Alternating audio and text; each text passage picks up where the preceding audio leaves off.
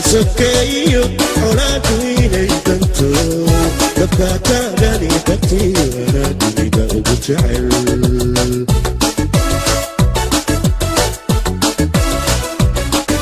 دقارك سكيو حراتي بنتو دفاتا غني بطي وانا بيدا وبتعل inuu dabaaldegano sanad guurada 11aad ee ka soo wareegtay markii aynu xurriyadda ka qaadanay mustacmaradii Ingiriiska sanadkii 1926 Juun oo caawa muddo 50 sanadoodii ay ka soo wareegtay iyadoo xarunta madaxtooyada Jamhuuriyadda Soomaaliland xaflad ballaaran oo lagu qabtay madaxweynaha Soomaaliland Mudane Axmed Maxamed Maxamuud Siilaanyo hadal uu ka jeediyay oo shacbiga Soomaaliland uu kula hadlay isla markaasina uu ku dardaaray shacbiga wada jirkooda iskaashigooda iyo wax wada qabsigooda inay ku horumariyaan dalkani Jamhuuriyadda Soomaaliland ayaa xafladaasi ballaaran mas'uuliyiinta kala duwan ee ka qayb gashay telefishinka qaranka Soomaaliland oo si toos ah dadweynaha ugu sii deynayay isla markaasina ay maamulkeeda lahaayeen مسؤولينتا iyo hawlwadeenada wasaaradda warfaafinta iyo wacyigelinta Jamhuuriyadda Soomaaliland waxa haatan barbarkayga fadhiya isla markaasina xafladaasi ka qayb galay agaasimaha guud ee wasaaradda warfaafinta iyo wacyigelinta Jamhuuriyadda Soomaaliland Mudane Faysal Ali Sheikh Maxamed iyo agaasimaha telefishinka qaranka Jamhuuriyadda Soomaaliland Mudane Ahmed Saleebaan Dhuxul ugu horeyn waxaan ku horeysiinayaa agaasimaha guud ee wasaaradda warfaafinta iyo wacyigelinta Mudane Faysal Ali Sheikh wixii uu ka oranaya munaasabadan xafladaasi hanaankii ay u dhacday iyo habkii iyo hanaankii telefishinka qaranka Soomaaliland oo caawad weynaha ugu gudbiyay aad iyo aad baad u mahadsantahay maxamed runtii aad iyo aad baan ugu faraxsanahay munaasabadaas oo ah konton guuradii ka soo wareegtay xorriyaddii Soomaaliland ay ka qaadatay dawladda Ingiriiska sanadkii 1960 run ahaantii farxad weyn bay u tahay shacbiga reer Soomaaliland guud ahaan gaar ahaanna intii xafladda nasiibka u heshay caawa ee ka soo qayb gashay anu run ahaantii aad iyo aad baan ugu faraxsanahay sida wanaagsan qabanqaabada wanaagsan iyo diyaar garowga wanaagsan khaasatan wasaaradda warfaafinta telefishinka qaranka idaacadda radio Hargeysa oo dhamaantood live looga wada dhageysanayay ama looga wada daawanayay runtii farxad weyn bay noo tahay cidda suurta gelisay ee hawshaas qabanqaabadeeda iyo hawsheeda qabatayna waxa weeye shaqaalaha iyo mas'uuliyiinta wasaaradda warfaafinta aad iyo aad baan runtii kuwa halkan ka shaqeynaya xarunta heeganka ku ahaa kuwa na xidhiidhinayay iyo kuwa joogay in magaranaysa joogay madaxtooyadaba aad iyo aad baan runtii ugu mahadnaqayaa waxaanu jecelahay inaanu halkaa sidoo kale idaacadduna sidaas si lamid ah ayay iyaduna u shaqeynaysay oo live baa runtii ayaa iyadana gabagabadii saacad iyo bar baan ku daray ayaanu saacadihii caadiga ahayd aan ku kordhinay idaacadda radio Hargeysa caawa runtii imika ayay ka baxday aad iyo aad baanu shaqaalaheeda kuwii xaggaa joogay iyo kuwa halkan joogay bar runtii aanu ugu mahadnaqaynaa markaa run ahaantii waa arrin farxad leh waxaanu jecelahay inaanu halkaa ka sii wadno waayo waa maalin qiimo weyn inoole weeye waa maalintii u horreysay ee xorriyad ay shacbiga reer Soomaaliland xorriyad ay helaan iyagoo ka horreeyay Soomaalidii koonfurta ka horreeyay muddo 4 maalmood xorriyadoodu ay ka horreysay runtii kuwan imika inagu dayanaya ee ah magaranaysa wadaland ka noqday 10 land baa maanta ka jira dunida ama Soomaaliya ka jira waxa weeye xorriyadda weyn ugu horreeyay xorriyadeenu sal bay lahayd taariikh bay lahayd ujeedooyin bay lahayd la soo noqoshadeennuna waxay ahayd dhibaatooyin fara badan oo ina soo gaadhay oo ummadeennii la gaarsiiyey kumanaan kun bay qabtaa runtii maanta xorriyadda aynu haysanaa markaa runtii aad iyo aad baan shacbiga Soomaaliland guud ahaan shaqaalaha wasaaradda warfaafinta مسؤولين تي مدحبة أيان رنتي يشقالها برنتي عادي عاد بنوقها همبلينيا والسلام عليكم ورحمة الله وبركاته. أقاسمها تلفزيون كقرن كأحمد سليمان دحول مركن إستجنا سؤال وديو حكومة دها تنعصب دلك جمهورية الصوماليلاند أو هجاميها كيه مدن أحمد محمد محمود سيلانيو إسبدل عصب أو أي لطمت أو شعبي جو بلن قادة أي شرتي أو غرفة بدن أي فلسي محاي حفلة دني كجدو انتهي حفلة دي هراء. مركو رين تام محمد سيرو أنا قرين waxaan jeclay horta caawa inaan u hambaliyeeyo shaqaalaha telefishinka qaranka iyo shaqaalaha radio Hargeysa suura geliyay in shacabka aan ka qayb gelin amba munaasabadii aan goob joog ka hayn madaxtooyada ay qof walba gurigiisa iyo goobtiisa iyo meeshii uu joogay ku gaarsiiyeen hawl waxay wada jiraan u qabateen intii meelaha ka shaqeynaysay intii madaxtooyada joogtay dhammaanba hawl kasta oo wada jir loo qabtaana quruxdeedu wataas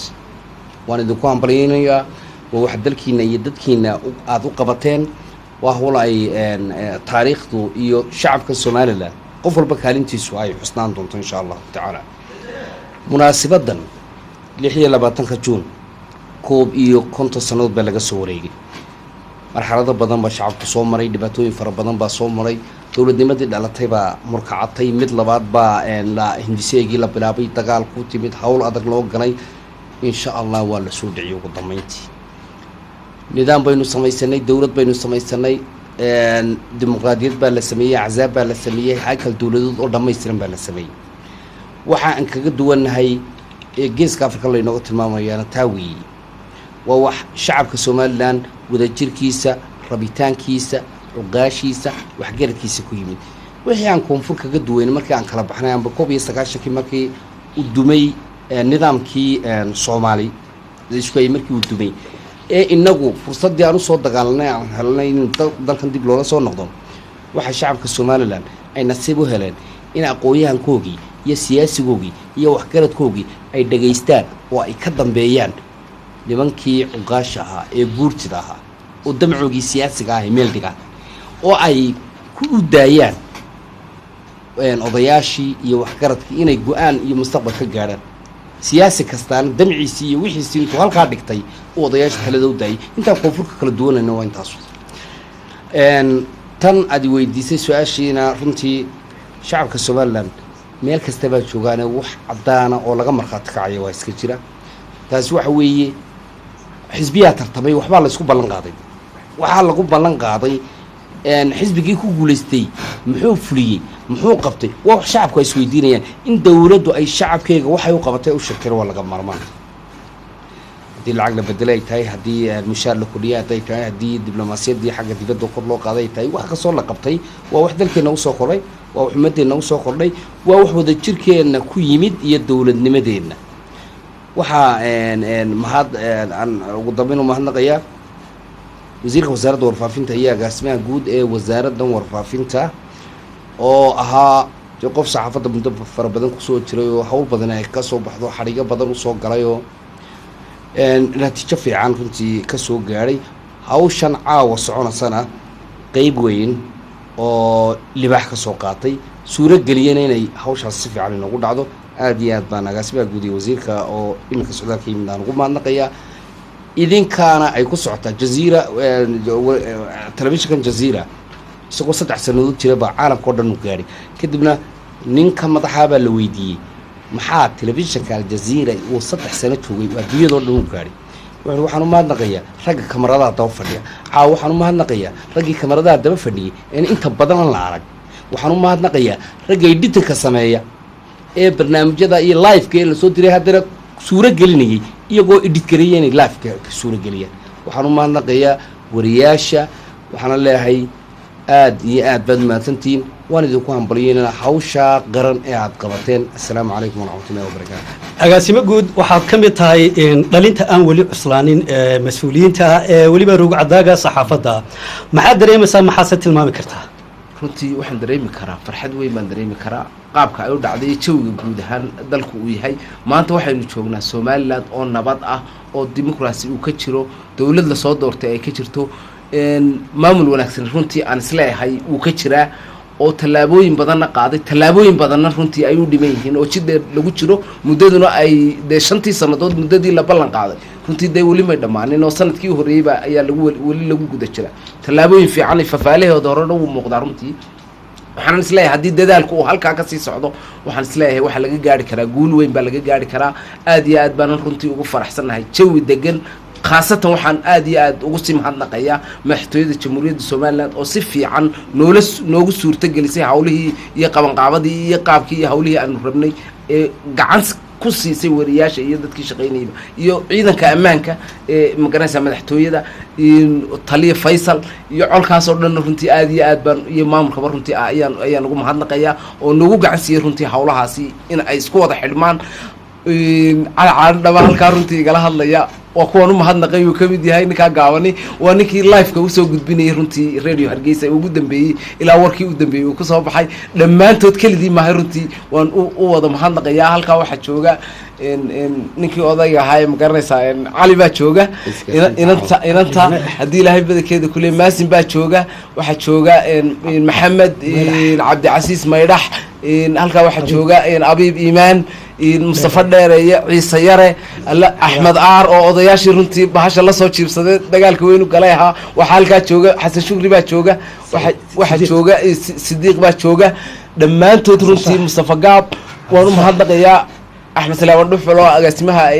tv-ga qaranka hoos runtii dadaal fara badan iyo xidhiidhintaba runtii aad iyo aad u waday iyo xasan shaaho isna xagga dambe runtii gadaasha ila jooga aad iyo aad baad mahadsantihiin waxaan umalaynaya malaha waa wixii live ahaye ugu horreeyey aynu si toosa stuudiyaha dadku inooga daawanayo aad iyo aad baan farsamo yaqaanada suurtageliya idinku mahadnaqaya wasalaamu calaykum waraxmatullahi wabarakatu aad iyo aad baad umahadsantihiin agaasimaha guud ee telefishinka qaranka jamhuuriyadda somalilan faysal cali sheekh iyo agaasimaha telefishinka qaranka axmed saleebaan dhuxul daawadayaal mar kale waxaan leenahay ciid wanaagsan meel kastoo aad joogtaanba sanad guurada 11 kasoo wareegtay walow cabdilaahi suudina xagga dambe uu ka xasuustay agaasimaha guud oo isna howlwadeenada caawa ka mid ahaa iyo howlwadeeno kale oo badanba sanad guurada 11 kasoo khaalidna uu ku jira oo stuudio ahaa dhammaantiin ciid wanaagsan baan leenahay 26 juun 11 guurada kasoo wareegtay markaynu madaxbannaanideena ka qaadanay mustacmaradii ingiriiska oo si weyn caawa kasakoo xarunta madaxtooyada jamhuuriyadda somalilan telefishinka qaranka somalilandna uu ugu dabaaldegay markan waxaan idinku wareejin doonaa howlwadeenada stuudiyaha telefishinka qaranka jamhuuriyadda somaliland